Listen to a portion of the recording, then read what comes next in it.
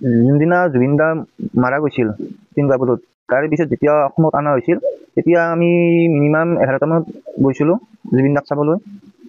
যাওঁতে আমাৰ হয়তো তাতে কিবা বহুত মানুহ আছিল, হয়তো কিবা কিবি হ'বও পাৰে।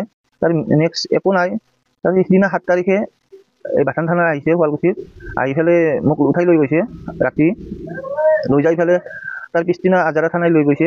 লৈ যাই পেলাই মানে মোক বহুত মানে মাৰধৰ কৰিছে, তালিবানৰ দৰে মাৰধৰ কৰিছে। মই এতিয়া কৰি ভালকে খোজকাঢ়িব পৰা নাই, গোটেই সৰ্বশৰীৰটো বিষ আৰু তালিবানৰ দৰে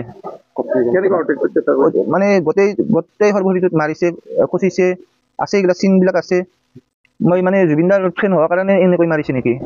মইতো একো ভুল কৰা নাছিলোঁ, জুবিন দাক ভাল পাইছিলোঁ কাৰণে গৈছিলোঁ। অজিতে বহুত জুবিনক ভাল পাইছিল, আমি আৰু যাব মানায়ে কৰিছিলোঁ।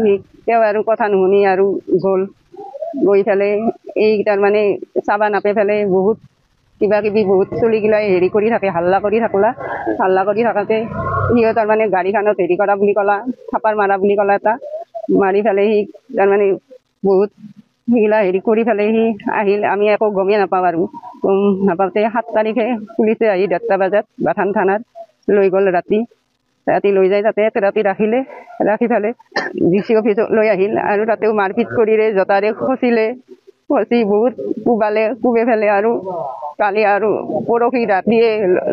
পৰহি মাজু ল'ৰাটো আৰু বায়াক এটা গৈছিল, তাতে 7টা বজালৈকে থাকিলে মাজু ল'ৰাটো ৰাতিয়ে ৰলে তাতে লগৰ ল'ৰাৰ লগত থাকি দাইদাকৰ হেৰিৰ কাৰণে, দুখৰ কাৰণে তাকে। আৰু কালি আৰু গ'ল লগৰ 3টা, যাই পেলাই সি দেখিলে এনে অৱস্থা কৰিলে, খচি গুৰকি মানে অৱস্থা নোহোৱা কৰি গ'ল।